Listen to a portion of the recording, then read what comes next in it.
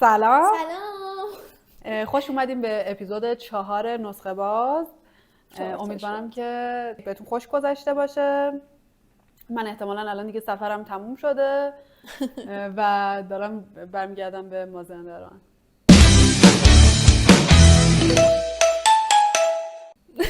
مازندران میگی من یادم مازندران خودت میافتی؟ اصلا کتیه که از سوالش اصلا چند وقت پیش این بود از من که درس تموم شه مازندران میمونی و من اینجور بودم که من خونمونم برم مازندران.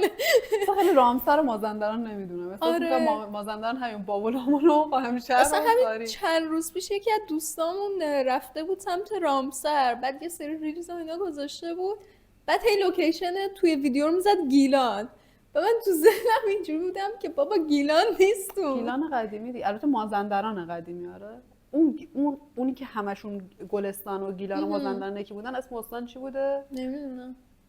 فکر کنم مازندران. سوالی که فکت چک نکردم نپرس. صد بودم سوالا رو از قبل هماهنگ کنیم.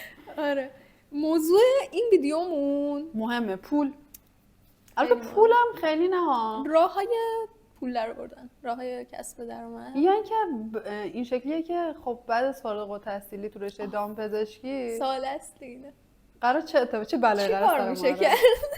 اشاره کنم که حتی خیلی قبل از تموم شدن درسشون هم توی همین رشته دامپزشکی کار میکنن. اینجوری که مثلا دیدم یه سریا گرومر میشن با اینکه دارن همین دکترای دامپزشکی رو میخونن. آره. از ترمای پایین و خب درآمد نسبتا خوبی هم داره. آخه خوندن تو رشته که دکترای پیوسته است تا بخوای درس تموم بشه به درآمد برسی اصلا مرگ خاموشه، یعنی تو هیچ وقت به درآمد نمیرسی. آره خیلی هم حس بدی داره، یعنی بچه‌هایی که همش رشته 6-7 ساله میخونن من از همشون شنیدم که این حس که بچه‌های کوچیک‌تر از ما، یعنی مثلا اگه من الان 25 سالمه بچه‌های 21-2 ساله دارن کار میکنن یا حتی یه سری تو مثلا مهاجرت میکنن تو 22 سالگی بر ارشد مهاجرت میکنن و تو هنوز سالها داری که تازه درس تموم شه و شاید بخوای بعدش فکر کنی که میخوای چی کار کنی. خیلی حس بدی داره، حس میکنی عقبی از همه. آره. اینو همه فکر کنم تجربه میکنه، یعنی هر کی که داره یه دکترای پیوسته میخونه آره. یه جایی تو زندگیش تو تازه میخوای تو 26-7 سالگی از صفر شروع کنی اگه نخوای تخصص بخونی. آره. یعنی اگه بخوای تو صفر بمونی، یعنی اگه نخوای تو صفر بمونی. به نظر تو تخصص خوندن چطوریه؟ یعنی دیدت نسبت بهش چیه؟ من فکر میکنم که یعنی اول اینکه بخوایم این که راجع به قبل تحصیل صحبت کردیم، یعنی قبل فارغ التحصیلی، بعد فارغ التحصیلی که 3 تا راه داری، 4 تا. یکی بری تو کارهای دولتی و اینا. آره تو سازمانای به هر عنوان، یا مثلا کلینیک خودتو بزنی مستقلاً، این راه دومته. یا مستقلاً هر جای دیگه ای کار بکنی، مسئول فنی هر جایی بشی و اینا. استخدام سازمان نشی. قراردادی با مجموعه مختلف کار بکنی، کلینیک خودتو بزنی تو کلینیک بقیه کار بکنی. از اینجور کارا تخصص بخونی یا اینکه بری مهاجرت کنی. آره. من فکر میکنم که اگه مسیرت موندن توی ایرانه و میخوای تو ایران کار کنی، تو بازار کار ایران باشی، همه چی داره میره سمت تخصصی شدن. آره. دیگه مثل پزشکی که مثلا قبلا یه دکتر یه طبیبی بود همه کار میکرد، الان تو واسه هر تکنیک پزشکی یه فوق تخصصی وجود داره. من احساس میکنم که دامپزشکی هم قراره این سمت بره، یعنی امیدوارم همین باشه. اینجوری میشه کلا خواهناخواه. یعنی مثلا یکی هست که فقط اختصاصی پوست کار میکنه. الان کم کم اولاشه که هست.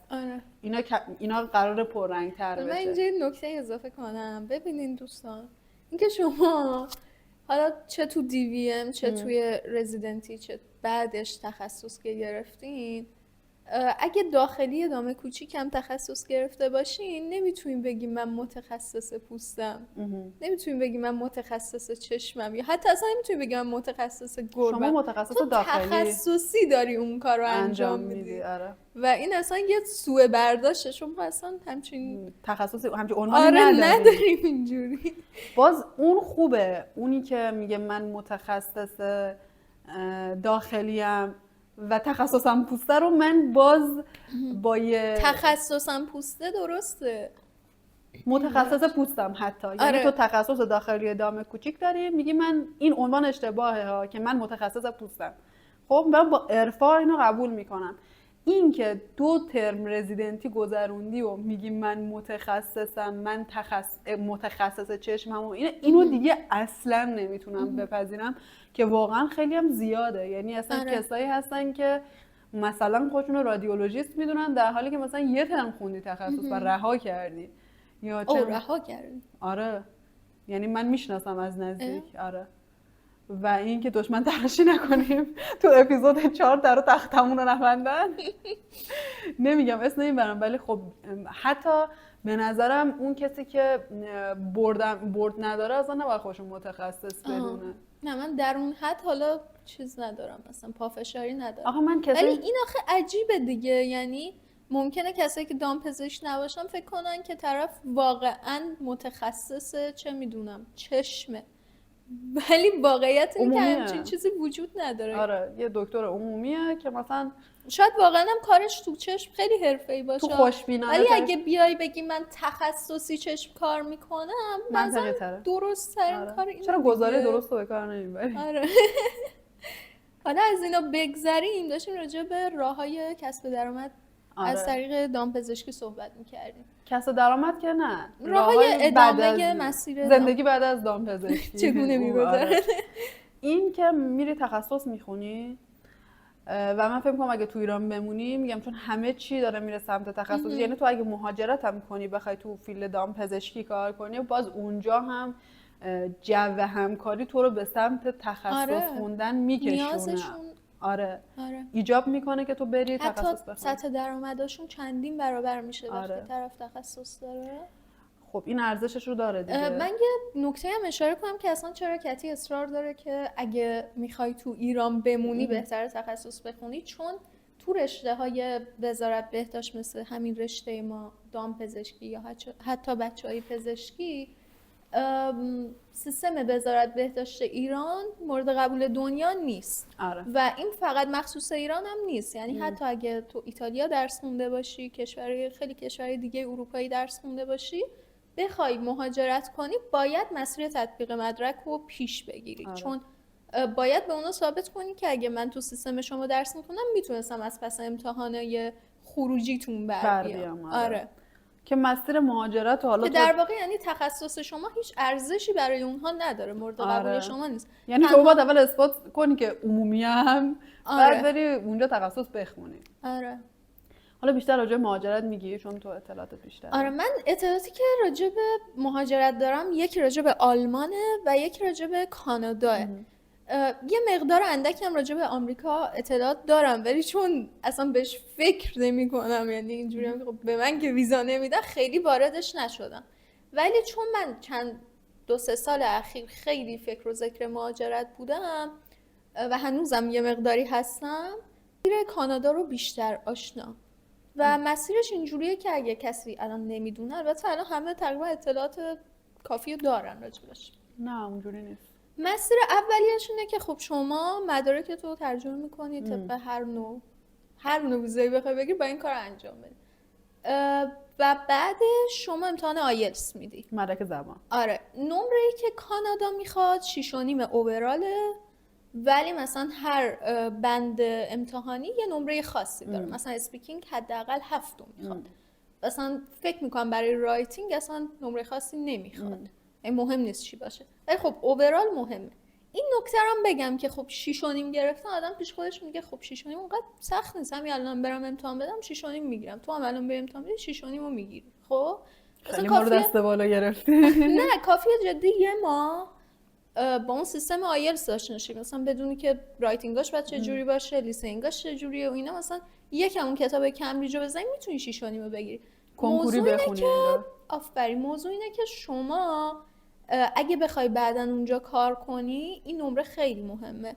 یعنی این تلاشی که بچهای ما دارن که نمره های خوبی بگیرن، 8 میگیرن، 7.5 میگیرن و اینا، به خاطر اینکه بعداً موقع کار به تو اعتماد بیشتری میکنن، چون حداقل از این مطمئنن که تو سطح زبانت در این حد هست که بتونی کاملا یه شرایط رو هندل کنی. یعنی از این بابت دیگه نگرانی نخواهند داشت. پس 6.5 در واقع کافی نیست.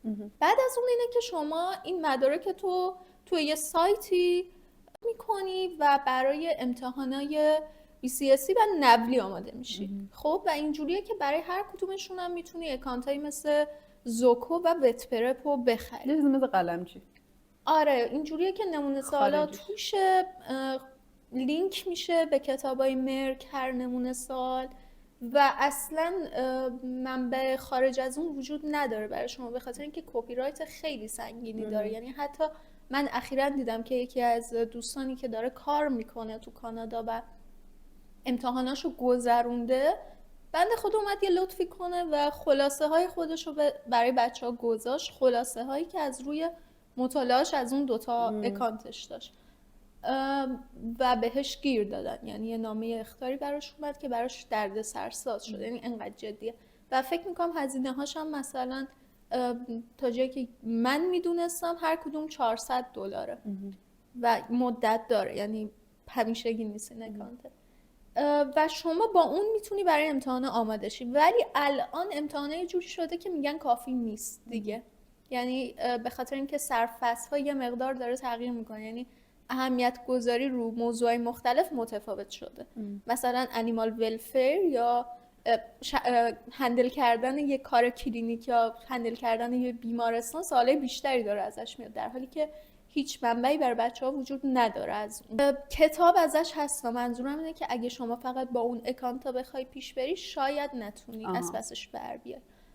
و اونم خب یه جفتشون امتحانای تستی، حالا من تون بخوام بگم خیلی وارد جزئیات نشم، بعد از اینا شما باید امتحانای عملیشون رو پشت سر بذاری و برای کانادا امکان خوبی که وجود داره اینه که شما میتونی این دوتا امتحان قبلی رو تو کشورهای همسایه ایران هم بدی و بعد برای ویزا اقدام بکنی و 2 سال تو کانادا فرصت داری که امتحانای عملیشو بگذرونی. با همین مدرک تئوری هم میتونی کار کنی. سرتیفیکیت نمیدم بهت، خب تحت یک عنوان دیگه ای کار میکنی تو. اون خیلی سخت میشه اینجوری کار پیدا کرد. یعنی اگه تو یعنی حتی مثلا با چجوری بری اونور؟ باید جاب آفر بگیری. یعنی اگه میخوای از طریق ویزای کاری اقدام کنی، حالا اگه بقیه مثلا پیوست به همسرن یا ویزای توریستی دارن که بعدش میکنن جاب سیکر و اینا، این متفاوته. ولی اگه میخوای کاری بری باید از طریق یه سری سایت هایی که پوزیشن های شغلی برای دامپزشکا میذارن تو از اونها جاب آفر داشته باشی و اونو تقدیم سفارت کنی. حالا نکته که اینجا پیش میاد ممکنه تو همه این امتحانا رو بگذرونی ولی سفارت به تو ویزا نده. یعنی همچین دردسرهایی هم ممکنه داشته باشی. آلمان؟ آلمان خب چیزی که راجع به هم دانشگاه هم تحصیلی رفتن وجود داره، هم کاری رفتن وجود داره، اینه که خب تو مدرک زبان آلمانی رو نیاز داری. یعنی اصلا نمیتونی با انگلیسی کاری رو پیش ببری و مهمترین موضوعش همینه که تو مثلا از قبل بدونی و شروع کنی آلمانی خوندن که حداقل درس تموم شد اون مدرک رو داشته باشی. حالا تطبیق مدرک آلمان کاملا متفاوته. اولا اینکه آلمان یه ویزای 6 ماهه همین جاب سیکری داره که تو میتونی اقدام کنی که آقا من میخوام وارد خاک آلمان بشم و بعد دنبال کار بگردم ظرف مدت 6 ماه. و بعد از اون امتحانای تطبیق مدرکش اصلا شبیه کانادا و آمریکا نیست که یه سری امتحانای تستی و اینا. یه سری امتحانایی مثل امتحانای ترم دانشگاه داره. یعنی شما امروز یه در 12 تا امتحان داری باید بری ببینی. آره سرفصل‌های مختلف هستن و تو هر کدوم رو جدا جدا امتحان میدی و فکر میکنم مثلا اگه نمره کافی هم نیاری دوباره میتونی همون سرفصل رو امتحان بدی. چقدر جالب. این پس مسیر مهاجرت بود. درست. دیگه چه مسیری داریم؟ مسیر تخصص هم داریم که شاید مثلا براشون سوال باشه که اصلا چه نوع تخصص هایی میتونن ورود کنن. توی رادیو. توی دامپزشکی رادیو. آره توی دامپزشکی جدا از رشته هایی مثل داخلی دام کوچیک، داخلی دام بزرگ، رادیولوژی، جراحی و غیره، شما وارد PhD هم میتونیم بشین. یعنی یه مسیر PhD هم داریم. ویروس شناسی بخونید. آفرین، ویروس شناسی، انگل شناسی، فارماکولوژی و از طریق اونها حتی ممکنه بتونیم وارد کار ریسرچی. آره ریسرچی بشین. میتونین کاری آکادمیکی بکنین، کاری دانشگاهی بکنین که بستگی به علاقه آدم‌ها داره. یعنی اگه شما مثلا خوشتون میاد از کار تحقیقاتی، به نظرم موردهای مناسبی هم و بعدش برای مهاجرت هم مسیر بهتری براتون داره. یعنی اگه بخواید تحصیلی اقدام کنین این مسیر شاید خوب باشه. نسخه بعد از دامپزشکی و که باید چه کار بکنیم ما پیچیده. همین بود. من چقدر تو ذهنم بزرگ بود. یعنی اگه خودم تنهایی با خودم فکر کنم شاید مثلا خیلی گنده بیاد اگه اینو بکنیم. آره آخه شما خیلی دستت بازه. یه موردی هم که داشتم میگفتم اینه که مثلا خیلی از بچه‌ها از دوران همون دانشجویی حتی پت شاپ میزنن. یعنی تقریبا وارد این حوزه میشن. یا تو کار مثلا پخش دارو میرن. بعدش میرن. نه ویزیتور شرکت‌های پخش دارو میشن دیگه. اصلا یه چیزی داشتیم، یه دوستی داشتم میگم مثلا دامپزشکی انقدر کار توی زیاده. انگار یه سیبیو میچرخونی میندازی بالا تا بیاد پایین، 1000 چرخ میخوره تا تو بفهمی قراره چیکار بشی. مثلا من یادمه که ترم بعد از پره اول که وارد کلینیک شدم و اینا بیشتر جذب جراحی شدم. اصلا جادوی اتاق عمل هنوزم همینطوریه. یعنی واقعا اون کاملا بهت میاد. اون اتفاقی که تو اتاق عمل میفته و اینا خیلی جذبم میکنه. مرسی جمع کردی دم کاست. آخه همیشه من تو ذهنم این بود که کتی میخواد جراح شه. نمیدونم دیدی مثلا دوستاتو از بیرون میبینی و انگار مسیر آیندهشون رو میبینی و یهو دوست اینوری میره یهو تغییر مسیر میده.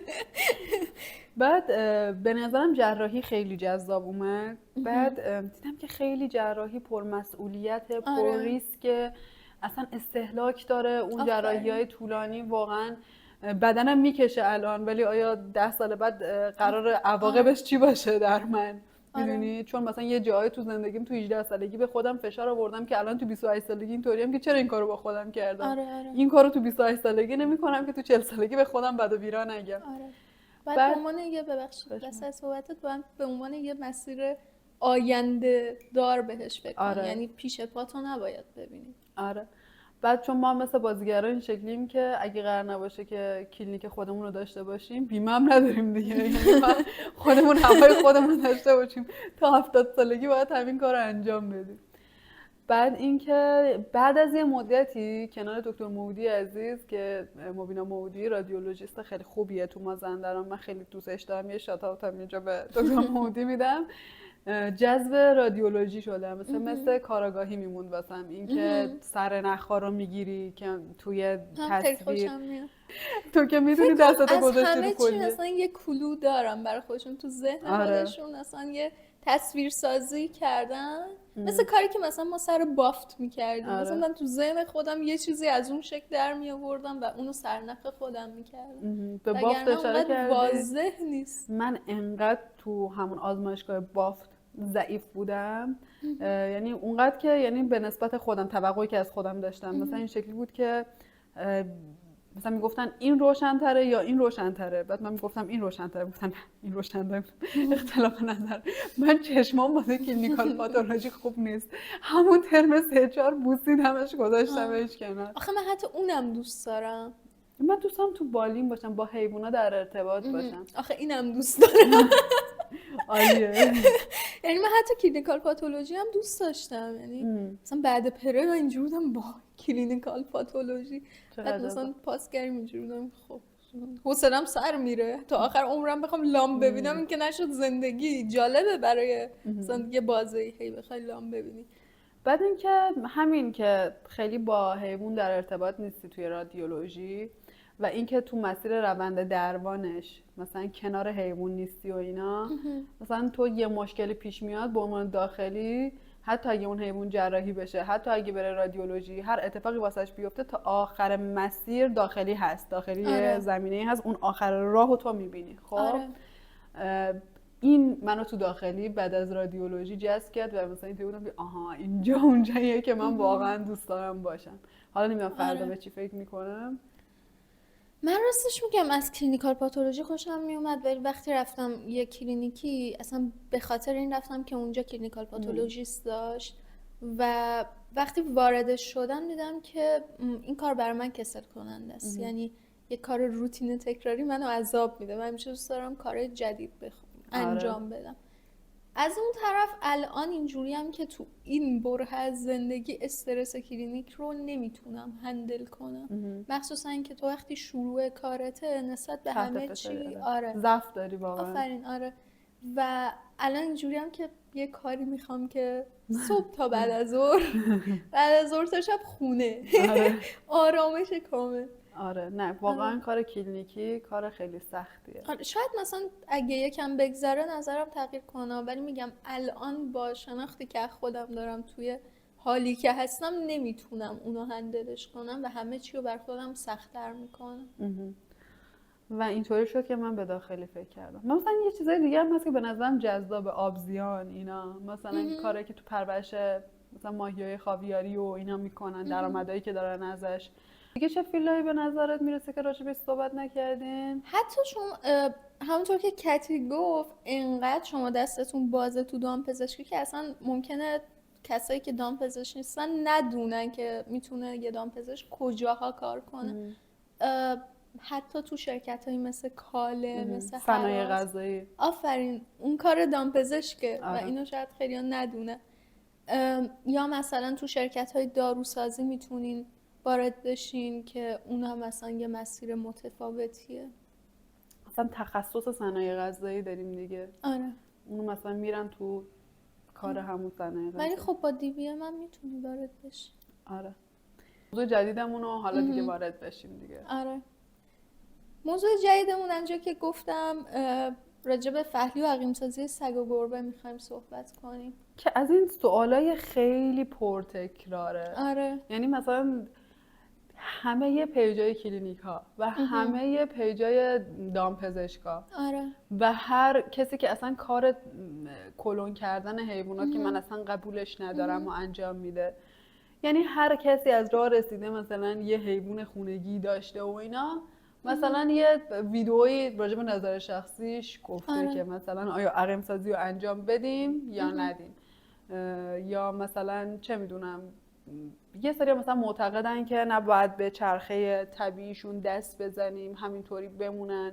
علمیش میگن که مثلا یه سری مزایا داره، یه سری معایب داره. باز باید تو کف ترازو بذاره اون سرپرست اون حیوان تصمیم بگیره که چی کار قراره بکنه. اولا که بیا فحلی رو صحبت کنیم. فحلی رو بگو.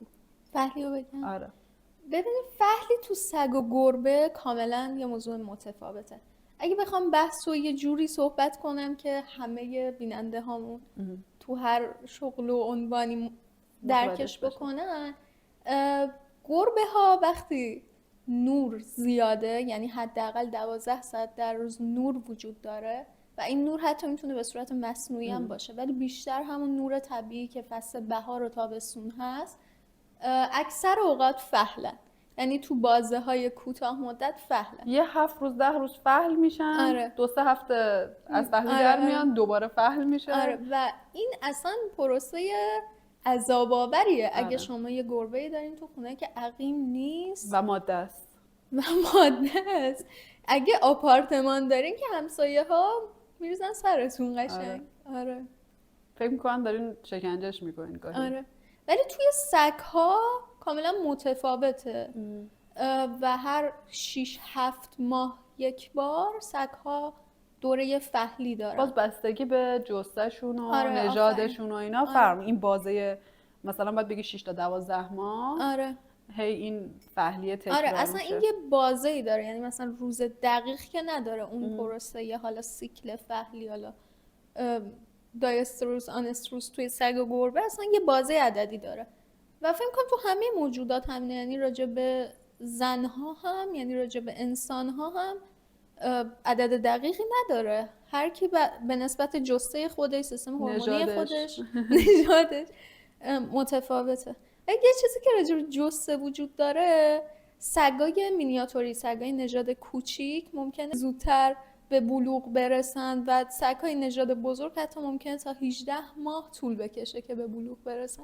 و این نکته جالبی که راجع به گربه وجود داره اینه که آلت تناسلی گربه وقتی که به بلوغ میرسه توی نر خاردار میشه و گربه تخمک گذاریش از طریق لقاحه. یعنی همین خارها باعث تحریک تخمک گذاری توی جنس ماده میشن، یعنی خارهایی که روی اندام تناسلی نر وجود داره. این خیلی نکته بامزه‌ایه به نظر من البته. بعد این که من یک چیز دیگه میخواستم بگم. امسال چون سال ماره و من آدم انجام کارهای چیزا مناسبتی هستم. من مناسبتی هم. و اینکه اصلا کلا هم تو ویدیوهای قبلی هم گفتم مثلا اینکه ما رو به عنوان حیوان خونگی میگیرن و اینا چیز شده، خیلی ترند شده یا ما داریم کمک میکنیم ترند بشه. ما یکی از اون آدمایی هستیم که داریم کمک میکنیم. نه فکر نمی‌کنم ما کمک کنیم. شبیه اونه که مثلا میگن راجع به فلان چیز حرف بزنی پروموتش میکنی. خب وجود داره فلان چیز، همه دارن میبینن. الان من کاری از دستم برنمیاد. اولا که تشخیص نر و ماده بودن مارها مثلا این شکلیه که حالا یه آزمایشایی هست اون که دقیقش مشخص بشه، ولی که مثلا مارای ماده عموما قد بلندتری دارن، مارای نر خوش خط و خالترن. بعد اینکه مارا هم فصلیه چیشون، یعنی مثل گربه ها توی یه سری فصول خاص و شرایط خاص مارها فحل میشن. بعد مثلا علائم فحلیشون اینه که مثلا به خاطر هورمونایی که ترشح میکنن و اینا مثلا درخشانتر میشن، براقتر میشن، یا مثلا میرن در مثلا به مار نر میپیچن خودشونو. آره چه پاپیچی میشن.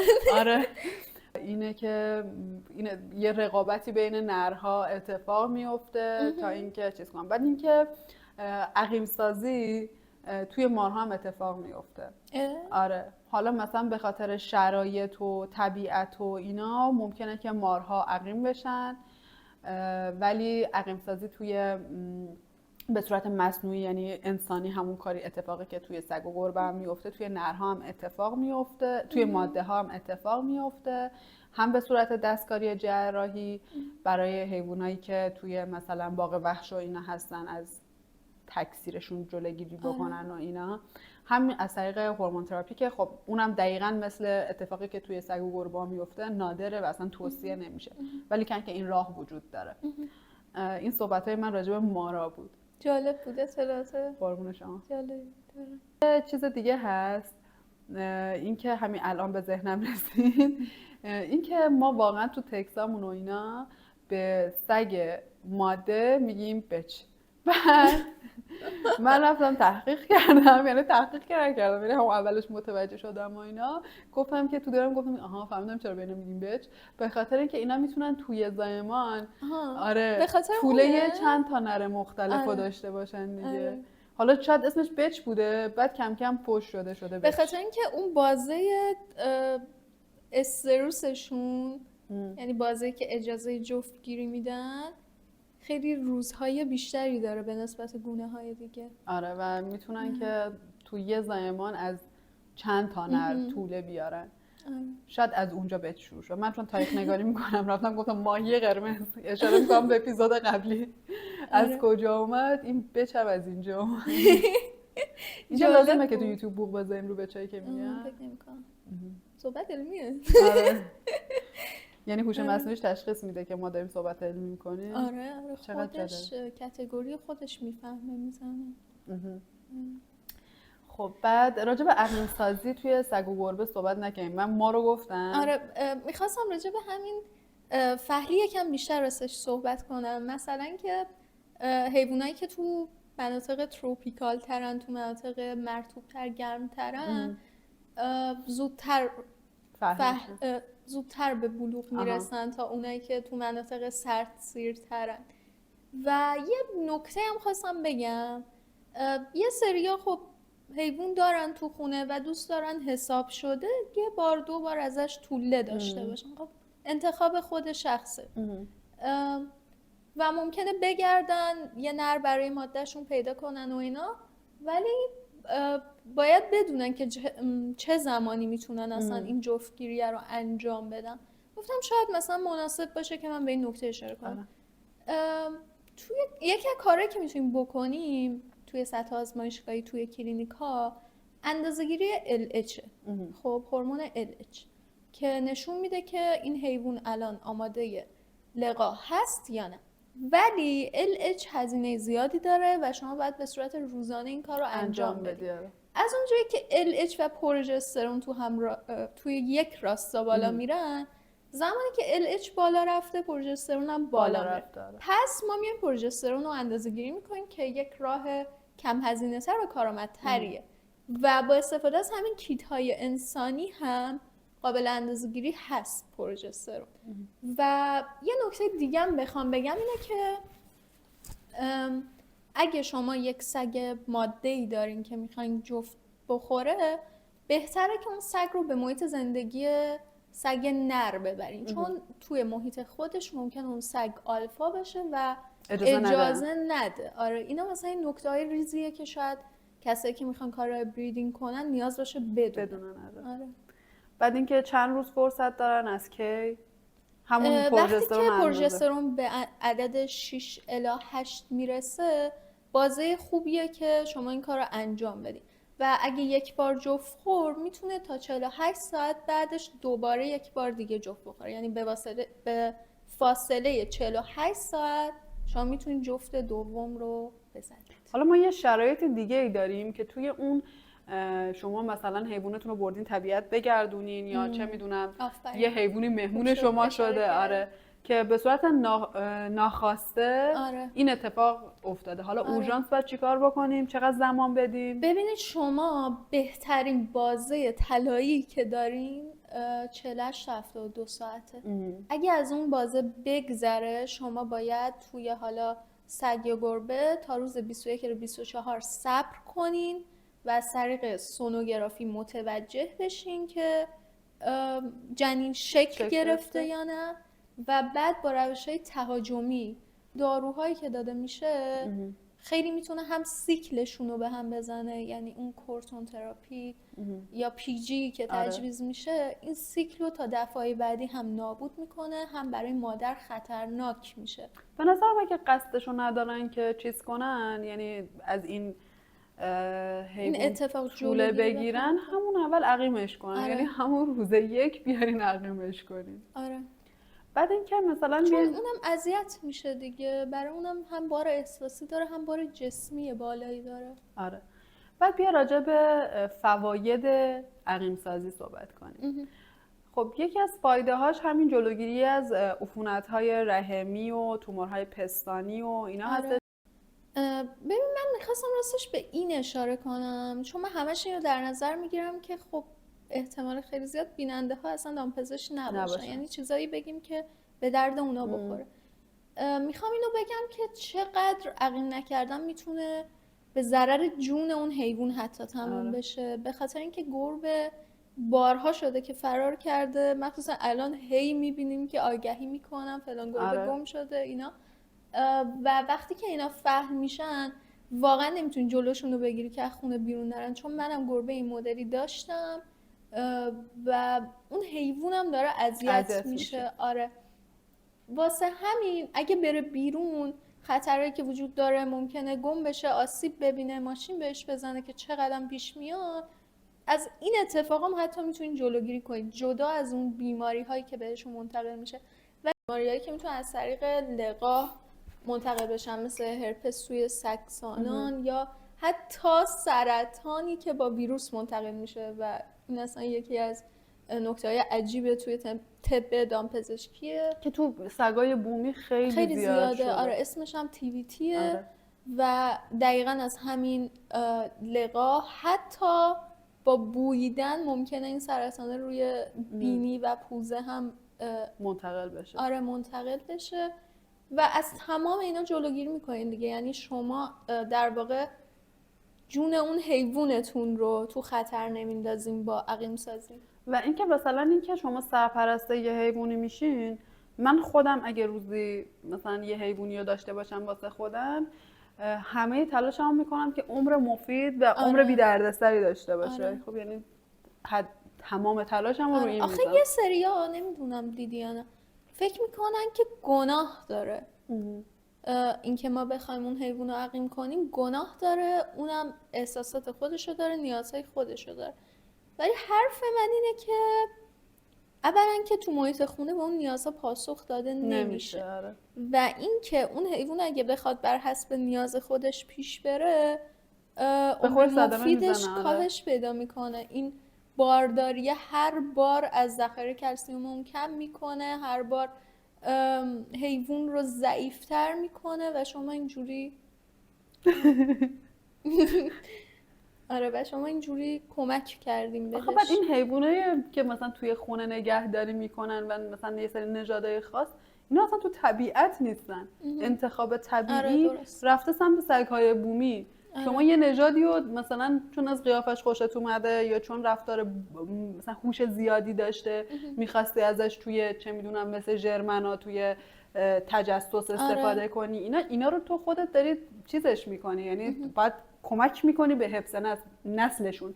وگرنه اینا که تو طبیعت نمیموندن که. اگه قرار بود بمونن الان شما ژرمن میدیدی مثلا توی طبیعت که میرفتی دیگه. اون چیزی که تو طبیعت انتخاب شده و مونده اون سگ‌های بومیه. آره. تو حالا این موضوع رو اصلا ما با هم هماهنگ نکرده بودیم، الان به ذهنم رسید. تو نظرت راجع به غذا رسانی به حیوانات بومی چیه؟ نسبت به سگ و گربه هایی که توی خیابونن، مال ما نیستن و حالا رندوم یه جایی دیدیم و داریم غذا میدیم. خب به نظرم که این کار نباید بکنیم. بگم که اصلا این بحث میتونه خیلی نظرات منفی برای ما بیاره، یعنی میتونیم خیلی هیت بگیم به خاطر اینکه خیلی مخالف این موضوع وجود داره و خیلی هم از اون طرف موافقش وجود داره. این نکته هم بگم که ما خودمون چند سال پیش، یعنی مادر من به تمام سگای کوچه هر روز غذا میداد، یعنی هر روز اسکلت مرغ میخرید و غذا میداد و ما فکر میکنیم کار درستی داریم میکنیم. خب اطلاعات وجود نداشته، اونقدر آگاهی وجود نداشته، ولی نظر الان من اینه که اینجا اونجاییه که شما داری دست میبری تو طبیعت. اون حیوان باید به صورت طبیعی بقا پیدا کنه. اگه بخواد با کمک ما اتفاقی صورت بگیره، شاید بهترین کمک اینه که حیوانای سطح شهر عقیم سازی بشن. آره. همون کاری که توی ترکیه داره صورت میگیره و اصلا این موضوع اونقدر هم نیاز نیست هزینه بر باشه، یعنی خیلی راحت میشه اینو سپورت به کلینیکای خیلی راحت میشه اینو سپورت به بیمارستان‌های دامپزشکی دانشگاه‌ها. یعنی حداقل برای اون بچه‌های دانشگاه کیس وجود داره، تجربه میشه. آفرین. و هزینه‌ای برای شما در واقع نخواهد داشت جز دارو. آخه مثلا یه کارای خیلی غم انگیز و دردناکی میکنن مثلا واسه کنترل جمعیتشون که مثلا میکشنشون و اینا. قدیم خیلی بیشتر بود. الان چون مثلا به لطف حضور یه سری پیجا و چه میدونم خبررسانی که الان داره اتفاق میفته، یا دور از چشم ماه یا اینکه اگه اتفاقم میفته یا دور از چشم ماه دوتاش یا یکی شده یا اینکه کمتر شده واقعا. ولی که آره منم به نظرم اینه که بهتره که باز من خودم صاحب نظر بدونستم. نه آخه ببین الان وقتی جمعیت سگ‌های یه منطقه زیاد بشه، قطعاً به جمعیت باقی گونه‌های اون منطقه آسیب میزنه، مخصوصاً تو محیط‌های کمتر شهری، یعنی محیط‌هایی که بافت طبیعی بیشتری دارن. توی رامسر اینجوریه که خیلی از سگ‌ها رو خود آدم‌ها برای مثلا یه سگی داشتن و دیگه نمیخوانش، حالا به هر دلیلی، بیشتر دلیلش اینه که سگ مرغ میخوره، سگ تخم مرغ میخوره، مثلا کارای این مدلی، میرن اینو آزادسازی میکنن تو جنگلی که گونه هایی مثل پلنگ وجود داره، خرس وجود داره، گرگ وجود داره، یعنی جنگل های دست نخورده ای که انسان توش زندگی نمیکنه. و شما الان وارد اون جنگل مثل جنگل دالخانی تو رامسر بشین، پر از سگ‌های بومیه که اونجا آزادشون کردن و این از اون طرف به گونه هایی که اونجا دارن زندگی میکنن آسیب میزنه، چون اول از همه این که منابع غذاییشون رو تموم میکنن و دوم از همه این که ممکنه باعث کشته شدن اونها بشن. یعنی این جمعیت سگ‌ها حمله کنن به یه گونه پلنگ که شاید واقعا نادره، تعدادش خیلی کمه و آسیب‌های اینجوری هم وجود داره. بعد راجع به ما فواید عقیم‌سازی گفتیم، خب راجع به مضراتش نگفتیم. آره میگی برامون. یکی این که تو مزارات عقیم سازی این که مثلا یکی از عواقب عقیم سازی اینه که کم کم به خاطر اون چیزای هورمونی که توشون به وجود میاد کم کم چاق میشن، وزن میگیرن که خب خود چاقی اول 1000 تا مریضی دیگه است که خب اونم میشه کنترلش کرد، یعنی راهکارهای خودشو داره، غذای بالانس مخصوص خود حیوانات عقیم شده. بعد کسایی تحقیقات کردن که توی حیوانات عقیم چیه اسمش، آرتروز و اینا توی سنین بالا بیشتر اتفاق میفته و اینا. حالا من یکی از اساتید که داشتم از صحبتش استفاده میکردم داشت میگفت خب دلیلش اینه که وقتی یه حیوانی رو عقیم میکنی بیشتر عمر میکنه. ما جامعه آماریمون مشکل داره، اون عمر رو حیوانی که عقیم نشده نمیگیره که به آرتروز برسه. دیگه مثلا بگیم مثلا شاید 100 سال پیش آدم‌ها آرتروز نمیگرفتن چون تو 60 سالگی میمردن همه. همیشه این بحثو با آدما دارم. دیدی مثلا میگن قدیمی‌ها مثلا قدیم انقدر سرطان نبوده، قدیم انقدر فلان بیماری نبوده و من همیشه اینجوری میگم اولا این بیماری شناخته شده نبوده و دوم که انقدر عمر انسان‌ها کمتر بوده خب اصلا به اینجاها نمی‌کشیده. این همین راجع به سگ‌ها واقعا همینه. آره. و اینم از معایب عقیم سازی.